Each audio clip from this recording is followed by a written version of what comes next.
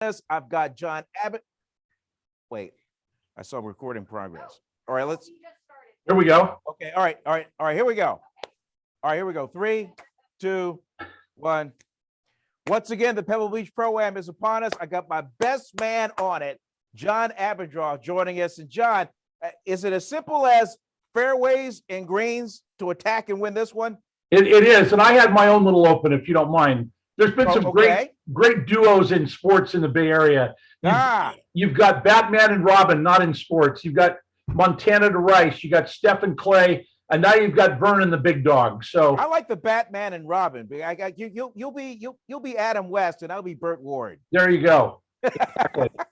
Well, you know, us in Northern California, this is the home run of golf, the World Series of golf, whatever you want to call it, and you know, Pebble Beach and Spyglass and Monterey Peninsula now, just spectacular, and the weather is great. As we record this on Thursday, you know, just the weather and the golf course is the story.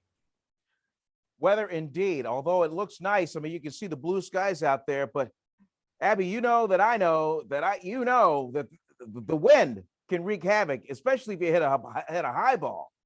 Well, exactly. And, you know, players in this area know it, but players that come in from out of the area, and especially some of these young pros, you know, the air is heavy. It's going to be cool, and the ball doesn't fly nearly as far as you think it does. And you'll see a lot of errant shots because of that. And I think if they have a good caddy that knows the area, or have caddied or played here before, you know, they'll know that, and that's an advantage that they can take in. Yeah, that's a one good thing that you could point out there. You could be standing there holding 3 golf clubs, and you just don't know which one to hit. Lot to think about. And you got the, you know, the uphill and the downhill, and with the small greens at Pebble Beach, especially where 2 of the rounds will be played, that, you know, you need to be below the hole in many cases. Spyglass has a lot of you know, erratic spots where you could hit it. So, you know, you got to be in the right spots. And, you know, the old cliche, the shot makers are going to be the ones that that come up the leaderboard on Sunday. Yeah, that's true. Now, you being a pro yourself, with 2 guys in the top 20 in the field, who are you kind of maybe placing your eye on? And it might not be a household name. Well, my pick in one of my fantasy leagues, of which I'm in 2, was Justin Rose. And, you know, he's got a lot of experience. He's got a lot of coastal golf experience, you know, being from the UK. And you know, he's a US Open winner playing a golf course like this. At last I checked, he was a couple under par through maybe 13 holes on this Thursday.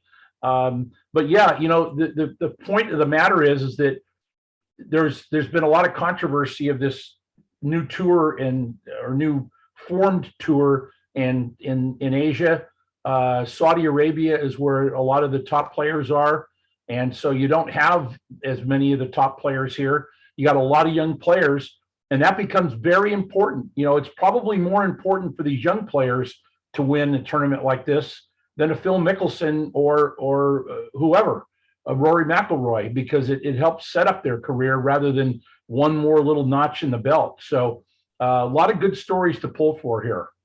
Speaking of good stories, and we'll get into the Saudi tour in just a second, because I do want to ask you about that. Tom Hoge, I mean, we mentioned young guys might have a shot at this thing, but here he is, a guy that's played in this event 4 times, really hasn't gone that low, but here he is, flirting with that leaderboard. Yeah, and you know, you'll see low scores these first days. They put the flag sticks in fairly easy positions these first 3 days. And the reason for that is with the amateurs playing, they want to keep the play moving. They don't want the amateurs to have, you know, a horrible time and not enjoy themselves.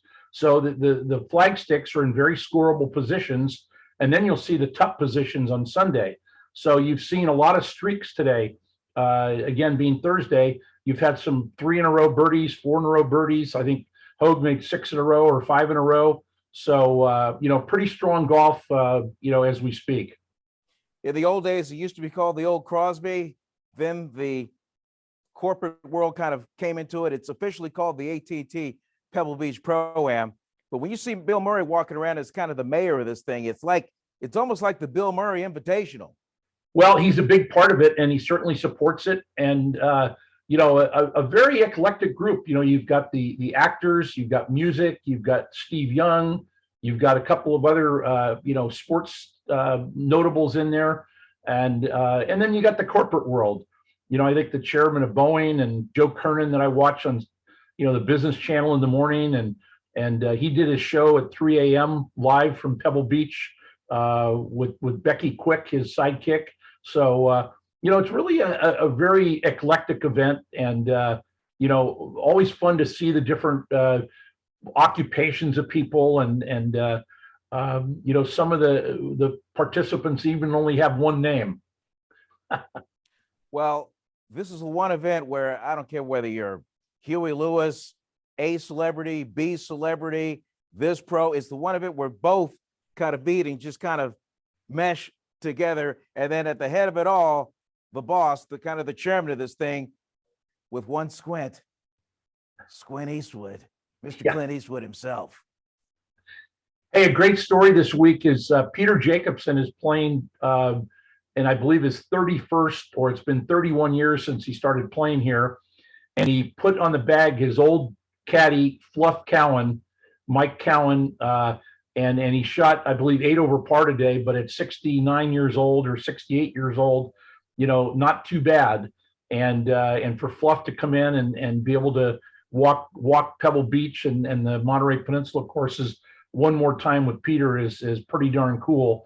And the other thing I'd point out, a lot of young players locally, Martin Trainer, Austin Smotherman, Maverick McNeely, Kevin Chappell, Nick Watney trying to make a comeback. So from a lot of different parts of the Sacramento area and the Central Valley, a lot of great local stories that are in evidence at the AT&T this week. And wouldn't it be cool to have a local tie hoist that trophy at 18 coming up on Sunday? Yeah, I think the last one to do that, if I recall, was Aaron Oberholzer, who's now a broadcaster, went to San Jose State. And so, yeah, it would be cool because, you've had Californians win it, Johnny Miller, Marco Mira, Phil Mickelson, but, not many local guys. Ken Venturi, played in it many, many times. So, lots of great stories and a lot of good local ones this year. Okay, we'll circle around with this one as we start to wind this thing down. You mentioned it briefly before, the Saudi Arabian Tour. Used to be the two big guns were the PGA and the European Tour. And so now you get the Saudi Arabian Tour that's got more money than both of them. And then they're sitting at the poker table with a whole bunch of chips. And Greg Norman is the face of that particular one. What kind of effect can we see long range for this one? We're already seeing one tournament where they grabbed 21 of the top 50. Yeah, personally, I don't think it's going to keep its legs. I don't think it's going to hold. They've signed on to match up with the Asian Tour, and they're throwing a lot of money at it. And I read just overnight that they offered Bryson DeChambeau $135 million to be the face of the organization.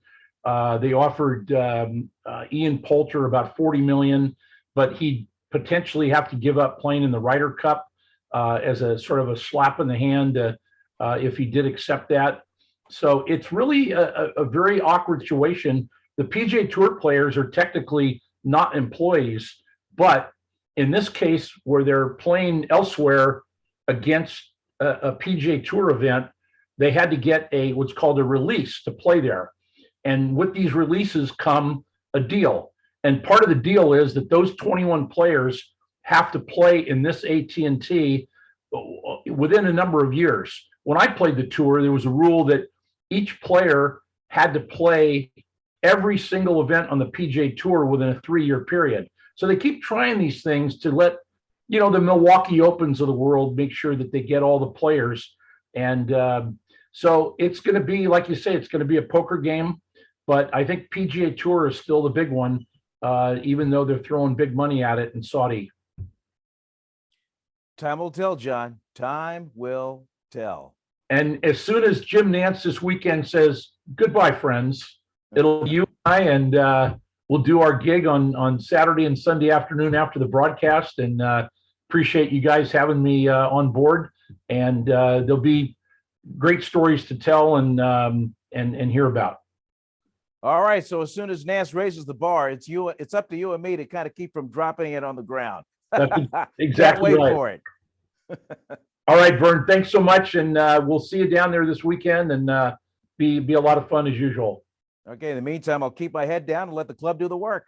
There Right. you go. All right. All right. Good stuff.